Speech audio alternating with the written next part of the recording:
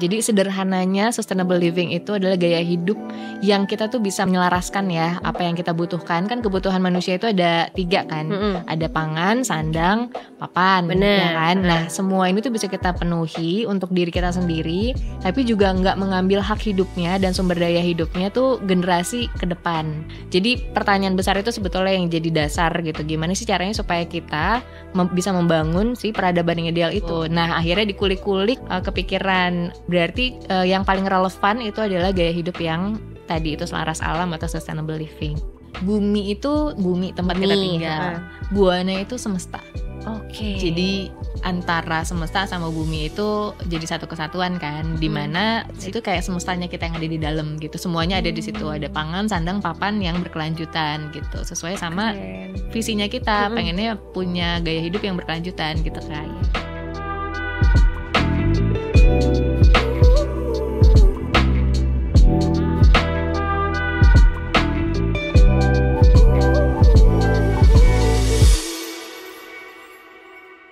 Hai my lovers, selamat datang lagi di Pot Love. Pastinya hari ini ketemuan lagi sama Adin dengan bintang tamu yang selalu spesial. Dan ingat selalu do what you love and love what you do. Tamu kita hari ini tuh spesial banget ya, karena dia adalah sosok yang menjalani hidup berkelanjutan atau sustainable living dan membangun sebuah toko kelontong demi terciptanya hidup yang berkelanjutan. Ini dia Buki Prima Putri. Terima Selamat kasih, datang Adin, di Pot sudah Love. diundang. Iya, sama-sama. Walaupun bukan saya yang bayar ya. Gimana kabarnya Kak Buki? Kabar baik. Alhamdulillah. Ini jauh-jauh dari Jogja ke Bandung ya. Iya.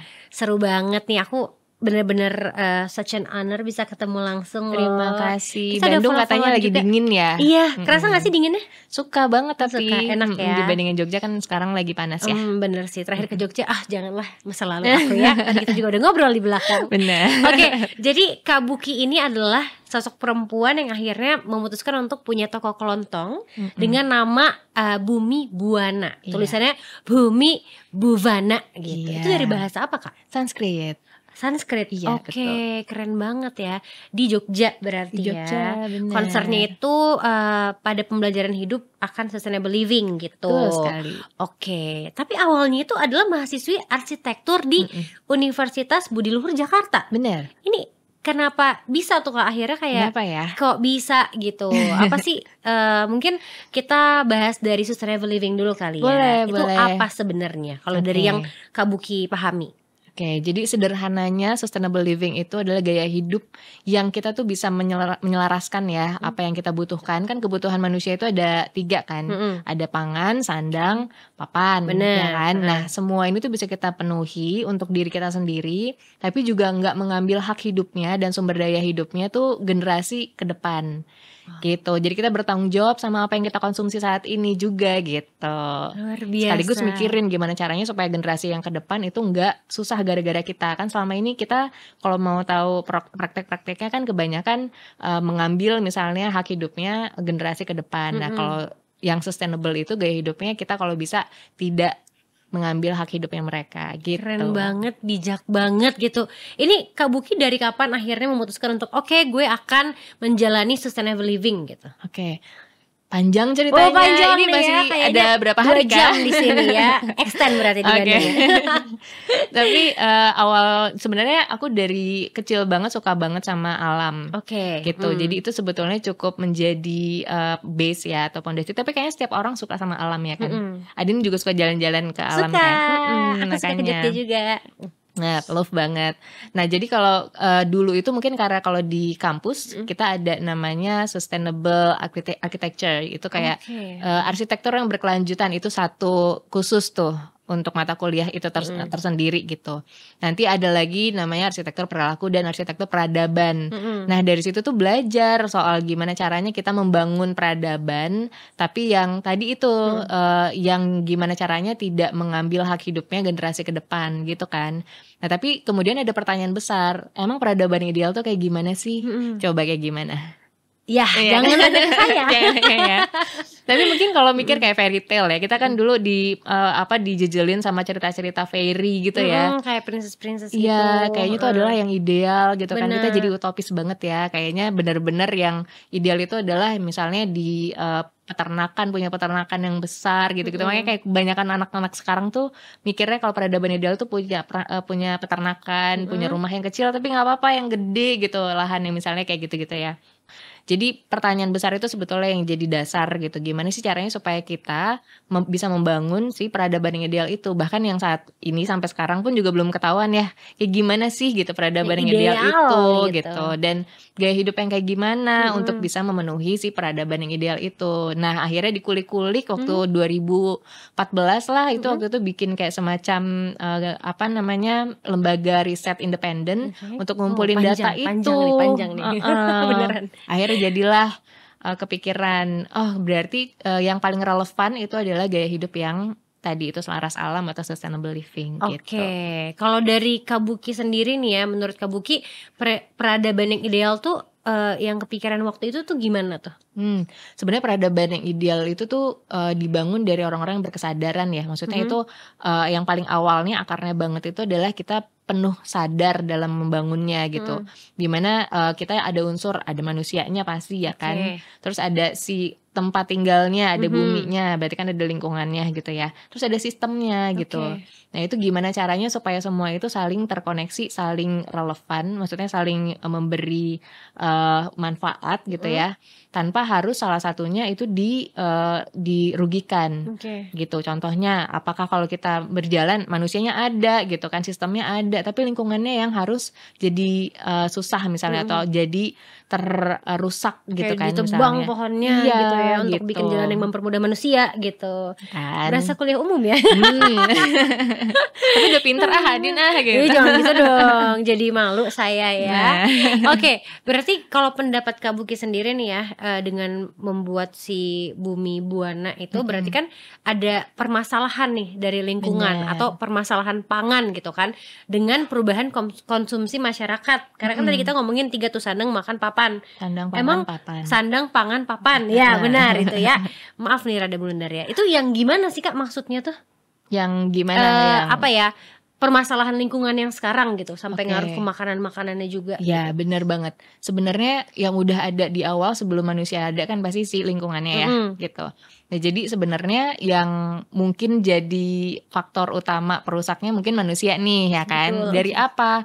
Dari konsumsinya gitu. Mereka ini mereka seolah-olah kita bukan manusia. Kita apa dong? Kita bidadari. Iya makanya. Terus jadi gimana si manusia ini kalau semakin dia konsumtif, dia akan semakin membutuhkan sumber daya kan. Kebanyakan sumber dayanya itu diambilnya dari bumi, ya kan? Berarti kan mesti diekstrak nih, ya kan? Kalau misalnya kita butuh makan, berarti kan harus ngambil makanan dari bumi. Apa aja yang disuka misalnya? Aku suka Makanan. kentang. Suka kentang. Oke. Lagi suka buah-buahan sih dan sekarang. nggak makan nasi misalnya gitu. Lagi diet. Tapi sekarang apa-apa nasi nggak sih? Iya benar kan, biar makanan, kenyang, biar katanya bertenaga, biar supaya makanan pangannya itu lebih berdaulat gitu ya, supaya kita berdaulat pangan gitu. Makanya ada beras di mana-mana gitu. Padahal setiap daerah itu bisa jadi makanan karbonya itu beda-beda. Bisa jadi ada yang singkong, bisa jadi ada yang sagu ya kan. Kalau nggak salah di sini ada Kampung Cirende ya kan, makanannya singkong utamanya. Mereka nggak makan nasi, tapi nutrisinya yang mereka butuhin karena ternyata singkong itu memenuhi kebutuhan nutrisi mereka gitu. Nah kebanyakan praktek sekarang itu akhirnya merusak salah satunya. Misalnya kayak ya udah kita semua makan beras gitu ya kan, diratain semuanya gitu ya. Yang biasanya makan sagu jadinya makan beras. Terus jadinya lahan-lahan yang dipakai untuk mereka nanam sagu atau nanam yang lain ya, atau bahkan beternak misalnya, itu kan adalah pangan yang lain ya, atau bahkan mungkin sandang, mereka biasanya nanam kapas, atau misalnya untuk kebutuhan rumahnya mereka kan, kalau di hutan biasanya kan mereka bisa dapat macam-macam ya. Bisa dapat buat rumah misalnya, bisa dapat obat di situ gitu. Tapi ditebangin coba ya kan. Terus kemudian akhirnya apa, kalau hutan ditebang, keanekaragaman hayatinya jadi berkurang.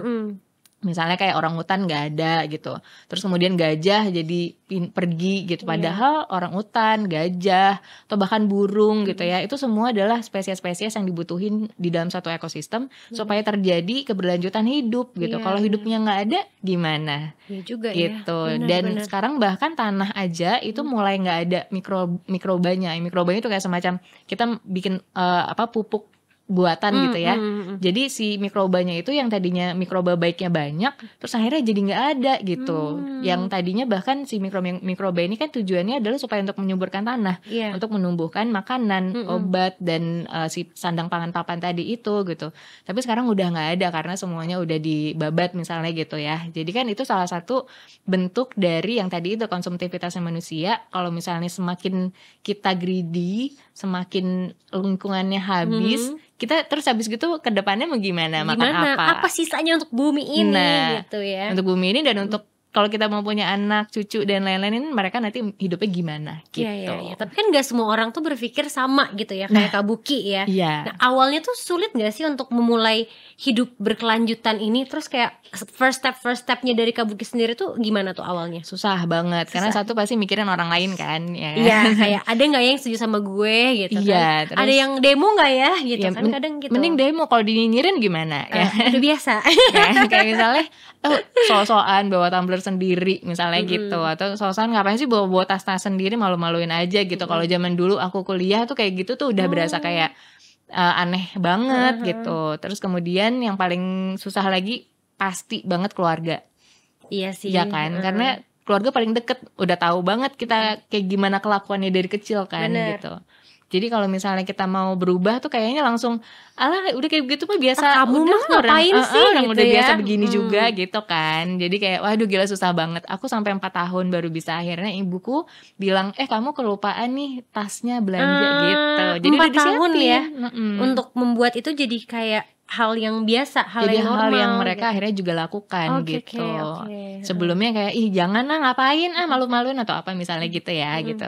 Tapi akhirnya malah sekarang ibuku yang ngingetin gitu, jangan lupa bawa tumbler, jangan lupa bawa tasnya atau bawa tempat makan, iya gitu-gitu. Sendok sendiri dari rumah. Bener. Biasa gitu kan. Sama konsisten ya kan. Kalau misalnya kitanya kadang-kadang males bawa gitu, ya Allah berat banget ya bawa beginian. Itu sulit gitu. Ya, konsisten yang paling sulit gitu. Iya, jadi itu salah satu hal yang bikin kita kadang-kadang mundur gitu dari menjalankan gaya hidup itu. I see. Aku juga pernah sih menerapkan itu, apalagi pas COVID kemarin kan kita harus bawa alat makan sendiri supaya lebih hygiene dan segala macam ya. Dan itu akhirnya pun berimpact juga tuh gara-gara COVID ke kitanya. Semakin banyak yang lebih sustainable lah dari sebelum-sebelumnya. Kalau sekarang nih Kabuki kayak kan dari Jogja ke Bandung, itu masih dibawa nggak tuh alat-alat tempurnya tuh buat sustainable-nya? Masih, sampai kesini aja juga bawa. Oh serius? Apa aja yang dibawa? Bawa tumbler udah pasti. Tumbler pasti. Terus biasanya suka bawa 1 gelas lagi gitu kalau misalnya tiba-tiba pengen jajan-jajan, kan suka ada yang minuman-minuman lucu gitu, pengen beli ya udah. Terus kemudian bawa tempat makan, bekal. Ini kan ngebayangin ya Bandung dengan batagor dan kulinernya ya yang luar biasa sudah gitu kusiapkan kan. Tempatnya, nanti pulang pengen bawa itu gitu. Oke.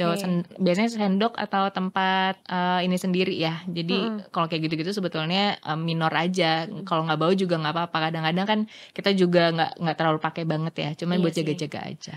Oke. Nah kalau untuk kain. Kain apa? Maksudnya tisu kain yang bisa dicuci lagi gitu ya Kak. I see. Berarti tisu juga tidak baik. Sebenarnya kan nggak semua hal benar-benar harus dilakukan sampai kita harus kafah istilahnya gitu ya, kayak harus totalitas banget, nggak juga, tapi apa yang bisa kita lakukan aja gitu yang paling bisa dilakukan. I see. Tapi kalau misalnya dalam belanja atau beli barang gitu pernah nggak sih kayak ngebatasin kayak ternyata dia dikemasnya pakai plastik, gue nggak jadi beli gitu. Jadi kayak mengurangi hal-hal yang nggak perlu dibeli gitu. Jadi faktor sih salah satunya. Serius? Contohnya apa yang paling kecil aja? Snacks. Nggak jajan snack lagi. Udah jarang banget, kayaknya udah nggak pernah deh.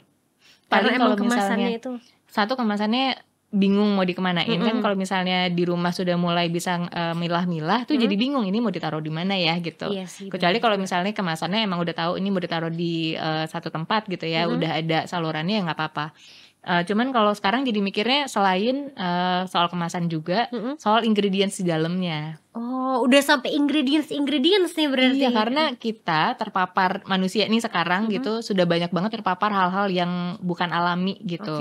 Jadi udah nggak natural lagi gitu yang kita konsumsi, mulai dari makanan yang kita makan gitu, atau mulai dari baju yang kita pakai gitu, atau bahkan dari wewangian misalnya gitu ya. Itu kadang-kadang juga pengaruh banget ke tubuh kita gitu. Kan masuknya dari kulit paling gampang untuk menerima, dan itu paling luas kan. Organ paling luas yang ada di tubuh kita yang gampang banget terpapar sesuatu gitu, polusi dan lain-lain gitu. Jadi ya emang harus dijaga. Emang kita udah nggak bisa nutup mata nih bahwa kita emang hidup di banyaknya di era dimana kimia itu ada di mana-mana gitu. I see. Tapi bukan berarti jangan sampai akhirnya kita jadi kayak takut gitu, nggak mau makan. Aku juga kalau ada makanan boleh deh, nggak apa-apa makan. Apalagi gitu. kalau orang lain yang buka ya tinggal nyomot aja. Jadi rasa bersalahnya berkurang gitu ya. Bersalahnya berkurang. Oke.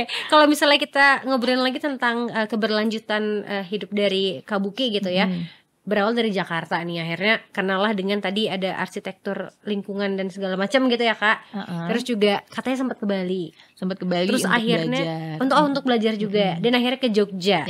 Kenapa dari ada Jakarta, Bali, Jogja, akhirnya memutuskan untuk oke, aku akan stay di Jogja dan aku akan menerapkan sustainable living di Jogja gitu. Iya. Waktu di Bali dulu itu bener-bener pace-nya tuh berubah banget dari yang di Jakarta. Kan pace-nya tahu ya, metropolitan dan gitu. cepet banget. Terus di Bali itu benar-benar ada di desa yang sama sekali udah nggak kena macet lah atau apapun itu ya. Jadi benar-benar tiap hari itu aktivitasnya cuman bangun subuh, terus kemudian beresin ya sholat dan lain-lain gitu ya misalnya. Terus kemudian beres tempat yang sudah disediakan gitu. Jadi kayak nyapu udah kayak disaulin aja, tau gak sih? Iya beneran. Terus ke pasar, dan di pasar itu juga kita ditantang untuk memilih produk-produk berkualitasnya pasar gitu. Seru banget ya. Jadi nanti ditanyain pas pulang-pulang misalnya bawa pisang gitu kan. Terus nanti bisa dibilang ini pisangnya salah. Ayo gimana ya salahnya pisang salah maksudnya gimana? Iya maksudnya aku tahunya pisang sale. Pisang sale. Tapi pisang itu ternyata juga ada, kita bisa memilih pisang yang mana yang dia lokal dan pisang mana yang dia impor misalnya gitu. I see. Itu kualitasnya akan berbeda. Bawang putih aja misalnya, bawang putih yang lokal dan bawang putih yang impor itu akan berbeda gitu kualitasnya gitu ya. Jadi hal-hal seperti itu tuh yang diajarin waktu itu, dan akhirnya membuat aku terlatih untuk semakin lambat. Baik lagi ke Jakarta itu udah nggak masuk rasanya gitu. Pusing ya, kayak kagok gitu. Kagok rasanya. Terus akhirnya jadi kayak pengen deh kalau bisa mencari yang kayak gitu lagi, yang pace-nya sama kayak waktu di Bali. Kalau di Bali lagi tapi kayaknya kurang ya, maksudnya masa iya balik lagi ke Bali gitu. Tapi pilihan-pilihannya kan banyak nih. Di Indonesia kan ada ratusan ribuan gitu kota ya gitu. Pilihannya Jogja karena waktu itu berasa dipanggil aja gitu sama Jogja. Kayak sini. Iya, kayak di Jogja terus ada tulisannya Buki, silahkan datang gitu. Oke. Selain 3 tempat tadi, ini ada nggak tempat yang udah pernah Kabuki datengin gitu di Indonesia yang mungkin apa ya, bisa jadi chance lah atau opportunity untuk tinggal di sana dan memulai si sustainable living itu? Iya. Ini bocoran buat seluruh masyarakat Indonesia. Setiap desa itu sangat cantik dan sangat bagus untuk ditinggali ya. Kita sebagai orang Indonesia gitu. Karena kalau semakin dia mendesa dan semakin dia dekat sama alam, semakin kita dapat sumber pangan dan sandang papan tadi lebih dekat, itu semakin kita lebih bahagia deh kayaknya. Karena waktu itu sempat mencari tahu kan soal kenapa sih kalau orang-orang desa ini kok bahagia ya. Tadi pertanyaan soal peradaban yang ideal itu seperti apa.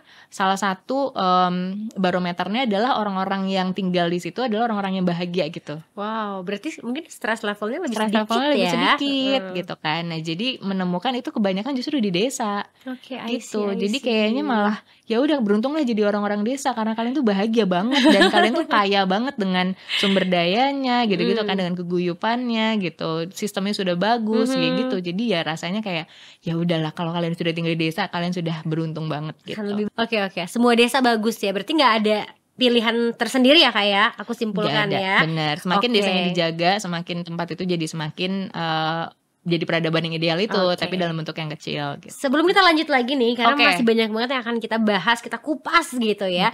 Di belakang Kabuki itu udah ada bed cover yang cantik-cantik banget kan.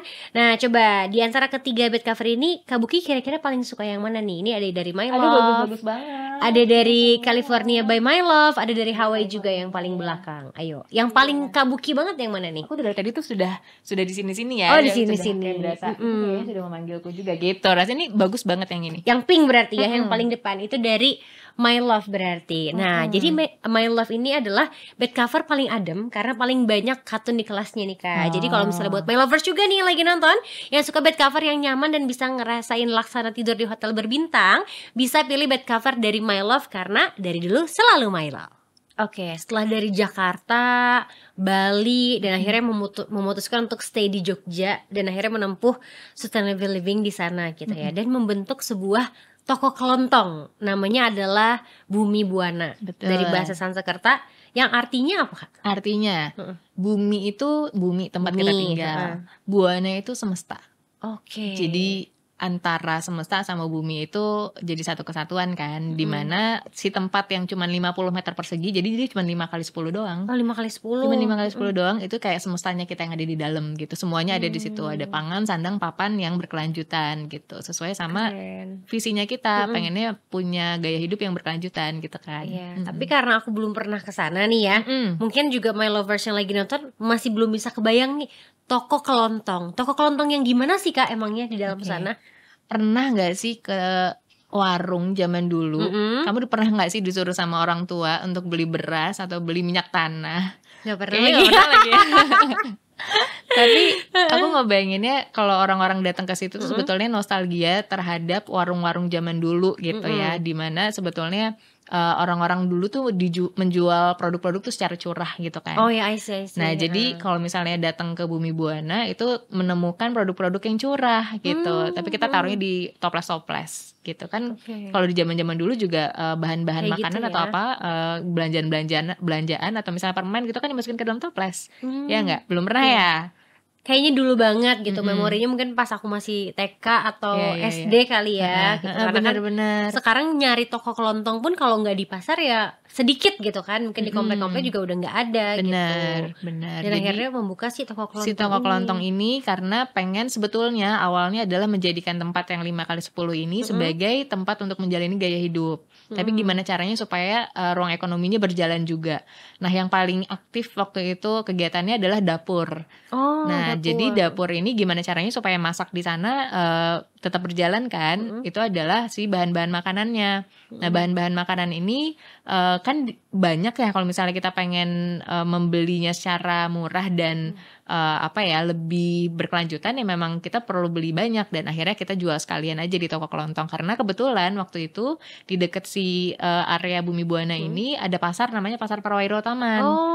Tahu aku tahu kan. Nah Pasar Prawiro Taman ini dulunya nggak kayak sekarang ini. Dulunya tuh kayak bener-bener cuma satu lantai yang becekan gitu-gitu ya. Kebayang kan? Nah harus pakai sendal capit ya ke dalam situ ya. Bener, itu juga kadang-kadang kalau nggak kepleset ya kan. Jadi bener-bener si Pasar Prawiro Taman ini waktu itu mau dirubuhin. Serius? Iya, jadi bener-bener yang udah nggak bisa, maksudnya bener-bener yang udah runtuh gitu ya si kayu-kayunya kemana, apa segala macem. Nah kita tuh menyelamatkan beberapa kayu yang ada di situ untuk kita taruh di Bumi Buana sebagai mezanin gitu.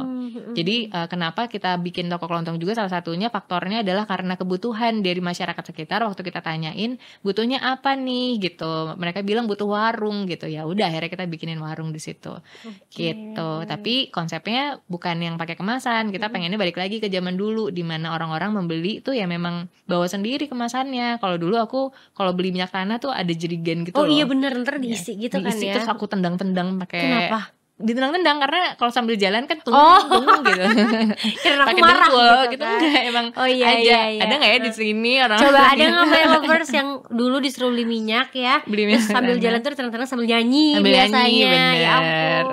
Iya. Berasnya juga nanti pakai tempat sendiri. Itu udah disiapin semua sama mama gitu ya. Nanti udah tinggal beli. Terus nanti kalau nyampe di warungnya mau beli beras gitu, terus kan biasanya berasnya kan jajar gitu kan ya, terus dimainin berasnya, terus dimarahin sama tuh jangan nanti kotor gitu. Iya, jangan dicampur kayak ini gitu. aku punya memori itu ya ya kan, aku punya kan. itu. Jadi kurang lebih kayak gitu vibe yang pengen kita angkat lagi, karena pada saat itulah menurut dan menurut mungkin yang sudah ditemukan oleh banyak orang juga, itu adalah yang paling tepat gitu, karena satu mereka nggak pakai kemasan. Bener. Terus kemudian mereka langsung ngambil biasanya dari petani gitu ya, jadi kayak berasnya ngambil dari petani setempat kayak gitu. Jadi kalau menurut kita itu yang paling oke sih. Oke, iya berarti emang the real keberlanjutannya gitu Kak. Nah tapi aku tuh sempat bukan googling, aku buka di Instagram ya. Jadi kayak di Bumi Buana tuh kayak ada aktivitas-aktivitas lain juga gitu, selain tadi ada masak ya kan. Tapi kayak ada aktivitas yang melibatkan orang banyak juga. Emang ada aktivitas apa aja sih Kak yang di sana itu? Jadi karena di Bumi Buana ini pengen menonjolkan gaya hidup ya gitu, dan kita tuh mengarsipkan banyak hal di situ, termasuk dari si apa-apa aja yang bisa digunakan untuk menjalankan gaya hidup sehari-hari lah gitu.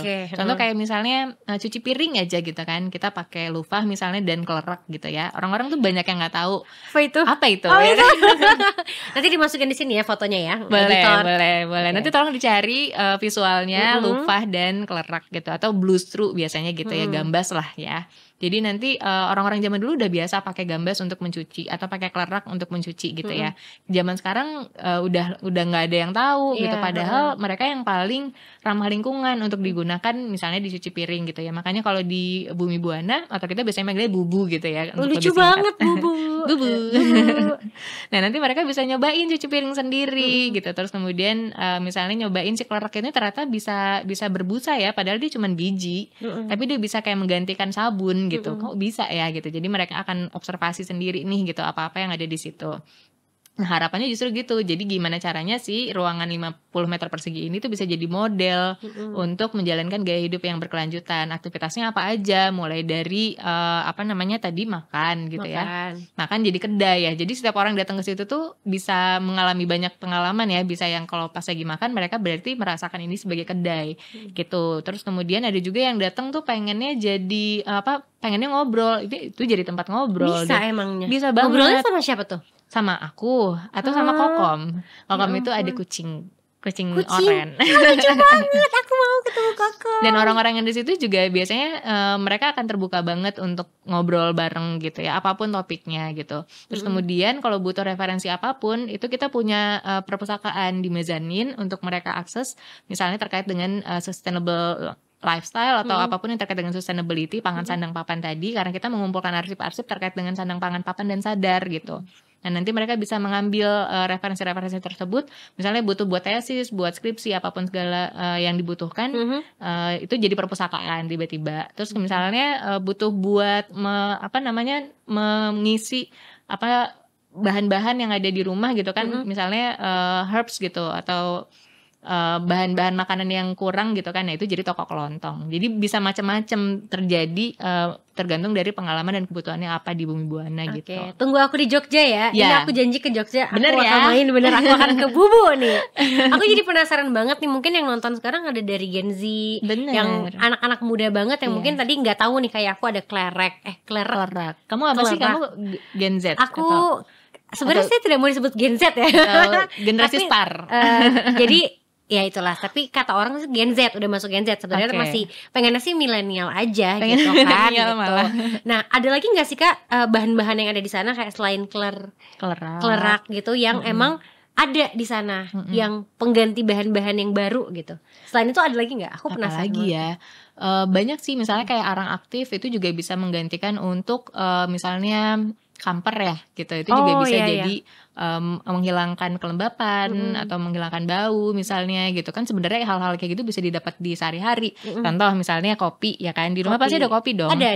Nah kalau misalnya buat menghilangkan bau aja, tinggal taruh bubuk kopi di satu tempat, terus dia bisa kasih aja juga ya, daripada beli parfum kopi ya. Bisa gitu kan, wangi. Bener. Padahal kebanyakan si zat-zat artifisial yang ada pewangi-pewanginya itu justru yang kadang-kadang bisa meracuni tubuh kita kita gitu, merusak misalnya hormonal kita dan lain-lain gitu. Jadi hal-hal yang alami itulah yang justru kalau bisa sih kita dapatkan atau kita konsumsi kayak gitu. Oke, berarti sampai hari ini gitu ya, sampai tahun ini nih 2024 Bumi Buana ini udah berjalan berapa lama Kak? Mulai banget ke Jogja kan 2019. Nah jadi waktu itu 2019 2020 berapa tuh? 5 tahun. 5 tahun. Bener ya, 5 tahun ya. Emang kalau lebih cepet tuh ngitung duit soalnya. Dari 2019 sampai sekarang itu respon dari masyarakat sekitar gimana tuh Kak? Sulit nggak sih membangunnya dari awal, dari nol gitu? Dan ngenalin kayak, hai di sini ada toko kelontong nih yang bisa membantu untuk sustainable living gitu. Iya. Kalau di Prawiro Taman sendiri sebenarnya itu adalah tempat yang memang udah siap ya sama orang-orang yang asing mungkin gitu kan. Kan kita termasuk pendatang ya. Bener. Jadi mereka sudah siap dengan pendatang-pendatang karena mereka disebut dengan kampung bule kan gitu. Jadi udah biasa didatengin sama turis gitu.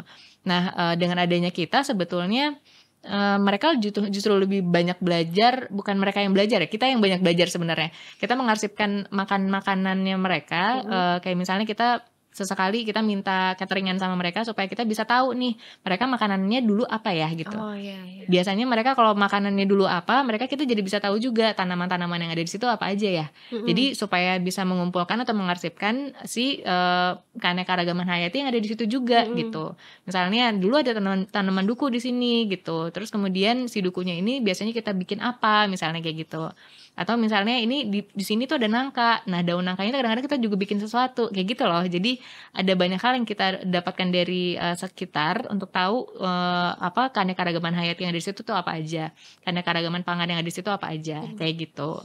Tapi dengan taunya makanan-makanan khas dari sana yang biasa mereka konsumsi, ini membuat Kak Buki sama tim ya, itu kayak jadi bercocok tanam gitu nggak? Jadi menanam lagi nih mungkin buah-buahan atau sayur-sayuran yang udah langka di sananya itu jadi ditanam juga nggak gitu? Itu cita-cita, tapi mohon maaf kita teresnya cuma 2x4.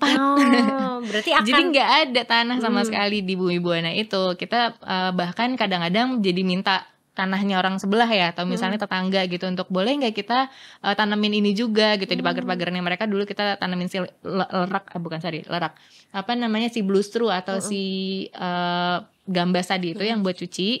Nah itu kita tanemin di pinggiran-pinggiran pagarnya mereka supaya nanti mereka juga kalau butuh mereka tinggal ambil. Dan itu mereka mengingatkan gitu. Kembali. Iya, kadang-kadang mereka jadi ingat, iya dulu kan aku juga pakai ini gitu. Cuman sekarang emang nggak pernah pakai karena sekarang udah biasa pakai yang dijual di pasaran. Yang warna hijau, kuning gitu kan, pink, gitu. Semua warna ada itu gitu. Iya. Tapi once ada kesempatan berarti mau ya Kak untuk ya kalau bisa sambil bertanam ya ayo gitu. Iya. Bahkan anak-anak yang ada di sekitaran situ mereka jadi sering ke Bubu gitu untuk belajar masak. Mereka jago masak loh. Jadi kecil. Mereka nanti mengidentifikasi gitu. Misalnya kita bikin klepon yuk gitu. Terus mereka nanti diajakin untuk kira-kira klepon kan biasanya warna apa? Hijau gitu. Terus kira-kira bisa bikin warna apa lagi ya selain hijau? Oh bisa warna biru nggak ya gitu. Nyari dari mana warna birunya? Nanti mereka nyari bunga telang gitu. Oh bunga telang bisa warna biru nggak? Nanti bisa bikin klepon yang warna biru nggak? Bisa. Terus mereka bikin sendiri. Terus nanti mereka nanti deh ya aku kasih lihat apa namanya, ada foto-fotonya mereka bikin klepon dengan kreasi sendiri dan warna-warna yang berbeda-beda gitu dari bahan-bahan yang ada di sekitarannya mereka. Jadi mereka nanti belajar sendiri kira-kira apa aja warna-warna yang ada di sekitaran mereka bisa digunakan untuk masak gitu. Oke, seru banget ya. Seru. Ini aku mau edit ke Jogja aja kali ya, tapi kan kerja nggak bisa gitu. Iya. Seru banget. Tapi pastinya kalau mau membangun sustainable living kita kan nggak bisa sendiri ya Kak. Bener. Harus ada peran orang-orang di sekeliling kita, support dari masyarakat juga. So far nih dari orang-orang terdekat Kakak gimana nih supportnya? Sekarang alhamdulillah ya, waktu di awal-awal dulu zaman-zaman kuliah itu rasanya sendirian banget emang. Tapi sekarang alhamdulillah keluarga gitu ya, suami itu support banget untuk bagaimana menjalankan gaya hidup ini gitu ya. Jadi benar-benar yang rasanya kayak lebih mudah karena semakin kesini akan semakin banyak orang-orang yang akan mensupport kita banget juga gitu. Dan kalau udah banyak support kita jadi kayak effortless gitu loh. Kalau dulu mungkin sekarang tuh banyak juga yang misalnya ngomong aku tuh agak susah deh bawa misalnya bawa tumbler atau bawa apa karena kayaknya kok, atau bahkan sedotan ya misalnya misalnya menolak sedotan nih gitu, aku mau pakai sedotan gitu, itu aja dinyinyirin gitu kan. Iya. Masih ada yang kayak gitu, dan itu rasanya kayak berat buat mereka. Padahal kalau misalnya kita sudah tinggal dan ekosistem kita sudah mulai mendukung gitu, itu rasanya kayak effortless, kayak biasa aja. Bahkan orang-orang yang di sekitaran kita yang akan ngomong kayak nggak usah pakai sedotan ya misalnya gitu, atau misalnya memilih produk-produk yang lebih baik gitu kan. Nah memang produk-produk yang baik ini kan kalau misalnya kita nggak kenalkan dari diri kita ke teman-teman kita gitu, mereka nggak akan tahu gitu. Jadi ya emang harus dibangun komunitasnya atau dibangun ekosistemnya lewat kita dulu gitu. Setuju. Karena kan little things matter ya. Bener. Matter banget nih, walaupun kamu mungkin ngerasa di sekitar kamu tuh kayak gak ada yang support atau mungkin kamu berbeda gitu. Tapi gak apa-apa, kamu tuh adalah langkah kecil menuju perubahan. Asik. Love banget. Itu berarti jadi kayak memainkan kata-kata bijak di situ ya. Oke, ini nice banget ya. Apalagi kalau misalnya sekarang banyak Gen Z yang nonton juga. Terus juga tadi kita sempat ngomong antara Gen Z dan milenial tuh kan pasti ada apa ya, kayak perbedaan lah gitu dalam menjalani hidupnya. Mungkin Gen Z sekarang sama kayak aku tadi yang nggak bisa ketemu sama bahan-bahan sebelumnya yang alami-alami, taunya yang instan-instan aja gitu kan. Jadi kalau misalnya kita lihat sekarang pandangan dari Gen Z tentang kenapa jadi Gen Z ya? Karena saya tidak mau disebut Gen Z kayaknya. Pandangan generasi bintang kalau orang bilang generasi bintang tuh. gitu ya. Pandangan mereka soal sustainable living ini tuh kan dari yang udah pernah Kak Buki jalani, mungkin dari yang pernah ke Bubu juga. Itu gimana tuh Kak? Banyak gak sih Gen Z yang udah mulai concern tentang sustainable living ini? Banyak. Dan kalau tadi Adin ngomongin soal instan ya, generasi instan lah gitu ya instan, gitu. Kayak gak pengen banget diomongin kayak gitu ya. Tapi emang bener kan, maksudnya apa-apa mungkin sekarang informasi aja bisa dapat dari sosial media cepet banget misalnya gitu ya, dari internet gitu ya. Jadi segala sesuatu memang dibuat instan. Makanan aja sekarang udah banyak yang instan. Dan instan-instannya ini tadi yang banyak di belakangnya itu justru bikin kita jadi terputus sama hal-hal yang natural. Nah itulah yang kadang-kadang bikin generasi Z ini atau generasi nanti kita bilang bintang, dan kenapa ini jadi generasi bintang itu nanti ada alasannya. Jadi ngerasa kayak rindu gitu. Kamu rindu gak sih sama hal-hal yang lebih natural gitu kan? Pasti ada panggilan-panggilan kayak ada aku pengen deh kembali ke akar gitu. Karena aku rasanya kayak udah mulai terputus nih. Kan badan kita kan sebetulnya cerdas ya kan. Kalau pernah denger mikrokosmos, makrokosmos nih misalnya gitu ya. Jadi semesta besar dan semesta kecil itu tuh sebetulnya sama. Jadi kalau misalnya semesta besarnya lagi berantakan, sekarang kan situasinya kan katanya gitu ya, di bumi ini nih segala sesuatu lagi chaos gitu kan. Nah semesta yang ada di dalam kita, kan di dalam kita juga ada semestanya nih gitu ya, itu juga akan merasakan hal yang sama gitu. Kita jadi ngerasa kayak nggak tenang, kok gelisah ya gitu. Kalau kita sekarang ngomongin soal mental health ya gitu-gitu kan. Nah itu semua karena memang badan kita tuh kayak kasih sinyal ke kita gitu bahwa kita nggak baik-baik aja, bumi kita nggak baik-baik aja, dan kita butuh hal-hal yang lebih natural gitu, yang kembali ke masa lalu tapi bikin kita jadi lebih selaras sama alamnya gitu. Bukan masa lalu yang terus kemudian sama lagi balik lagi ke industri revolusi misalnya gitu ya. Revolusi industri misalnya itu kan bukan hal yang natural. Jadi ya udah gimana caranya nih generasi Gen Z nih, aku mewakili Gen Z ya ceritanya ya, berpikir gitu ya, gimana caranya supaya kita kembali lagi ke akar, supaya kita bisa ngerasa lebih natural, kita lebih lamban gitu, karena kayaknya segala sesuatu cepet dan kita jadi ngerasa kayak nggak tenang misalnya gitu ya. Nah itu tuh yang membawa generasi Z atau akhirnya disebut dengan generasi bintang, karena mereka ingin mengembalikan, pengen memperbaiki segala sesuatunya saat ini gitu. Jadi kamu harusnya bangga jadi generasi Z karena kalian yang akan nanti memperbaiki segala sesuatunya gitu. Berarti generasi bintang itu jadi harapan ya, jadi harapan dari generasi-generasi sebelumnya. Betul. Untuk mengembalikan semuanya ke awal lagi gitu. Selamat ya, bebannya berat. Jujur setelah podcast ini saya kayak gue Gen Z gitu. I see jadi ya. Gen Z. Mungkin itulah alasannya kenapa generasi Z atau Gen Z ini dikit-dikit kayak enggak, gue pengen healing. Mungkin karena sudah terlalu jauh dari akar gitu ya. Benar, dan punya banget potensi untuk bisa menjadi pribadi atau manusia seutuhnya gitu, karena punya aksesnya sebenarnya. Tapi gimana caranya supaya si generasi Z ini punya wadah untuk bisa menuju ke sana kan gitu. Tapi ini aku cuma mau nanya aja sih, mana tahu Kak Buki ngerti gitu ya. Jadi kata orang si generasi Z ini atau Gen Z ini tuh dikit-dikit tuh kayak agak gak bisa, gue lagi stres, gue nggak mau ini, nggak mau ini, nggak mau ini, itu ngaruh mungkin ya karena udah terlalu jauh sama akar atau gimana tuh Kak? Bener. Satu karena banyak yang ngomong gini ya, generasi Z sekarang adalah generasi yang lemah, generasi yang Iya banyak cengeng banget yang gitu bilang kan. gitu. Karena kalau generasi mungkin kakek gitu ya, kalau di aku mungkin kakek nenekku dulu jauh lebih tough gitu, jauh lebih Strong gitu ya. strong banget. Kalau misalnya ada apa tuh kayak bisa dikerjain gitu ya. Misalnya pekerjaan itu kayak segala sesuatu tuh militan banget lah ngerjainnya gitu. Kalau kita kayak sekarang kok kayaknya enggak ya, enggak militan-militan banget ya. Karena ada PR lain sebenarnya si Gen Z ini. PR-nya? Itu tadi gimana caranya menjadi lebih lembut, menjadi lebih lambat dan menjadi lebih selaras sama lingkungan gitu. Yang dibutuhin apa? Yang dibutuhkan adalah kepekaan hatinya gitu. Nah, untuk bisa menuju ke situ ya memang yang dilatih adalah empatinya gitu. Gimana sih kita bisa empati kalau misalnya kita kerja kayak robot nih misalnya gitu kan. Terus kita kan jadi harus melepaskan antara kita sebagai manusia dengan tubuh kita kan gitu. Kan kalau kayak gitu kan kerjanya jadi kayak ya udah nggak mikirin apa-apa, pokoknya yang penting kerja aja kerja aja gitu kan, jadi kayak robot aja gitu kan. Sementara kita harus terkoneksi nih, generasi Z udah mulai sadar bahwa kita harus terkoneksi antara jiwa kita, mental kita dengan tubuh kita tuh harus selaras gitu kan. Oh gitu. Kan pernah denger nggak Trihita Karana? Itu filosofi atau filsafah dari Bali gitu ya, tentang bagaimana kita merasa bahagia. Gimana caranya kita mencapai kebahagiaan yang sejati, itu dicapai dari 3 hal, yaitu keterhubungan kita manusia dengan Tuhan, manusia dengan manusia lainnya, dan manusia dengan lingkungan gitu. Dan di setiap agama kan sebenarnya punya ya falsafah yang kurang lebih sama yang 3 ini gitu. Jadi ya kenapa akhirnya si generasi Z itu mulai kelihatannya memberontak ya, sebetulnya mereka bukan memberontak, tapi mereka ingin kembali lagi ke 3 hal ini tadi. Wah, gitu. Berarti ternyata generasi Z ini luar biasa ya.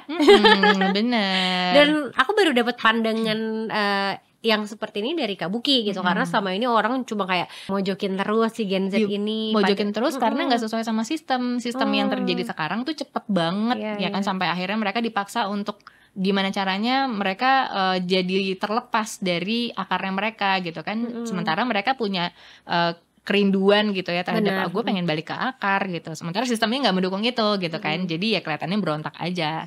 Benar-benar. Dan dari si pemberontakan itu muncullah mungkin kayak isu-isu mental health gitu. Nah, itu yang sering banget dibahas, dan bahkan sekarang udah nggak tabu lagi pembahasan tentang si mental health ini. Ada hubungannya nggak sih Kak? Atau misalnya ketika kita melakukan sustainable living, apakah mental health kita akan lebih stabil kayak gitu misalnya? Erat banget. Karena kalau misalnya kita tidak punya mental yang stabil, kita juga akan sulit untuk menjalankan gaya hidup yang sustainable. Karena sustainable itu kan sebetulnya berangkat dari atau turunan dari gaya hidup yang berkesadaran.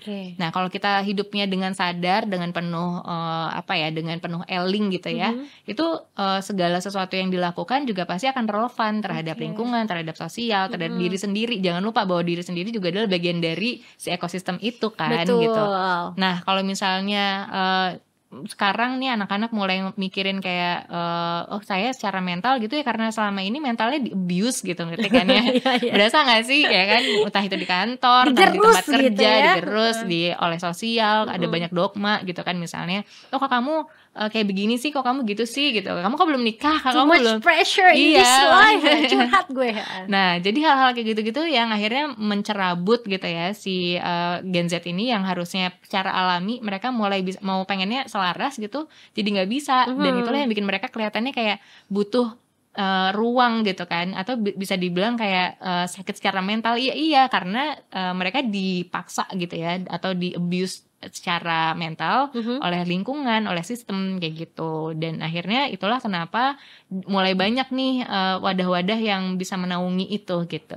Ya, I see. Bahkan kayak Gen Z sekarang tuh lebih kreatif, kayak tiba-tiba mereka mau naik gunung, mereka mau lari, olahraga. Jadi lebih mungkin mereka lebih concern juga gimana caranya ninggalin mungkin kerjaan, pressure dan segala macam untuk bikin diri mereka sendiri tenang, happy gitu ya Kak. Benar. Dan orang-orang yang happy biasanya mereka juga akan lebih peka sama lingkungan. Contoh kalau misalnya tadi ya, mereka jalan-jalan ke gunung. Mereka jalan ke gunung bukan cuma buat menyenangkan diri mereka, tapi mereka pasti juga peka banget misalnya kayak ada sampah gitu ya, mereka akan ini sampahku jangan dibawa sini, jangan ditinggalin sini, karena mereka tahu bahwa kalau mereka tinggalin di situ akan jadi sampah gitu kan, dan akan mengotori gunungnya, dan kalau gunungnya kotor berarti nanti mereka nggak bisa healing lagi misalnya juga, gitu. Bener-bener. Dan itu bener deh Din. Kalau aku pribadi di Bumi Buana waktu itu tinggal sempat mengalami situasi di mana aku secara mental jatuh gitu. Pandemi kan, itu kan naik turun ya. Bener. Itu kan secara Baru mental bangun lagi 2019 ya. 2019 pandemi. Terus kemudian ada banyak hal yang terjadi di dalam hidup. Terus akhirnya jadi kayak ini kenapa gue diginiin sama semesta kayak gitu ya. Secara mental itu kena banget waktu itu. Dan itu contoh nyatanya yang terjadi adalah aku mulai meninggalkan semua hal-hal yang kulakukan terkait dengan sustainable living gitu. Misalnya milah sampah itu aku udah nggak pernah pada saat 2021. Karena udah nggak punya kekuatan, benar-benar secara mental harusnya istirahat, tapi aku paksa terus gitu, dan itu akhirnya membuatku jadi kayak gila gue capek banget nih, bodo amat, iya jadinya kayak gitu. Okay. Dan itu adalah contoh di mana ketika kita secara mental tidak stabil, itu akan mempengaruhi gaya hidup yang kita pilih juga gitu. Akhirnya kita juga mungkin akan melakukan keputusan-keputusan yang mungkin salah gitu. I see. Oke, ini kita udah banyak banget pembahasannya ya. Tapi kalau dari Kak Buki sendiri, kira-kira ada kiat-kiat khusus nggak nih buat my lovers atau mungkin teman-teman nih yang mau memulai untuk kayak take a little step menuju sustainable living gitu? Boleh. Oke. Apa ya, yang jelas sih kenal dulu ya sama kebutuhan diri sendiri, karena setiap orang kebutuhannya kan beda-beda.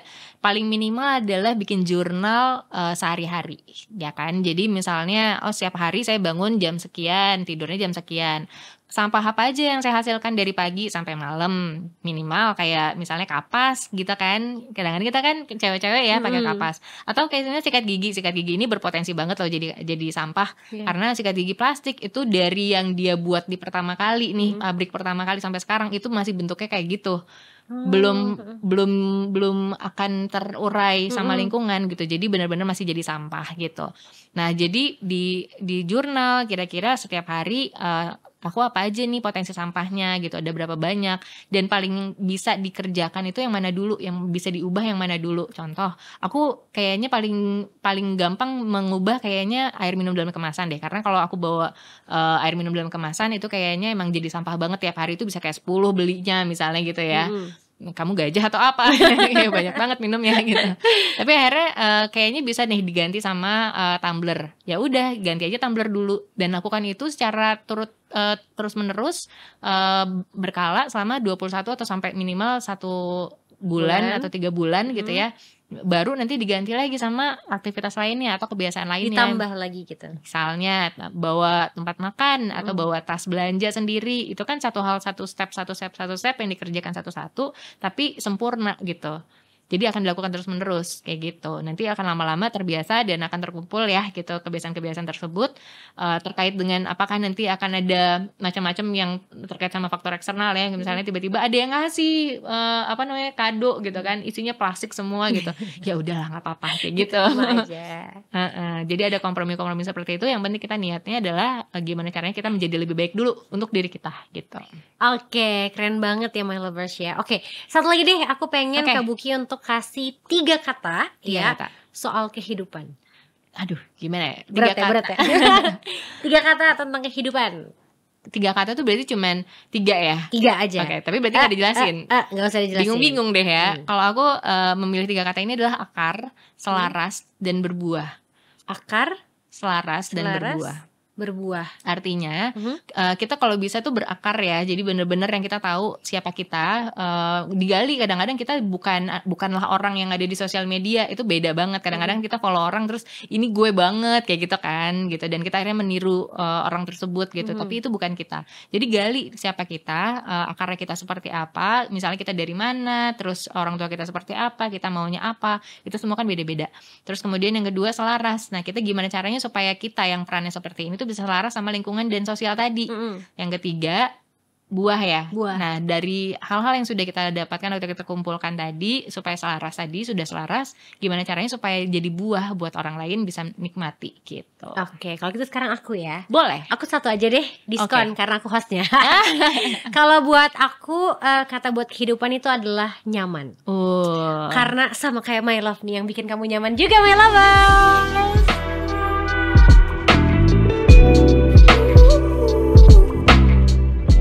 cukup potong aja si kunyitnya ini. Si kunyit ini tuh punya kemampuan untuk mengatasi inflamasi di dalam tubuh. Nah, kalau jahe ngangetin. Kalau kayak gini sih biasanya dikeprek aja. Ya nanti tinggal di ini aja nih, tinggal digeprek gitu.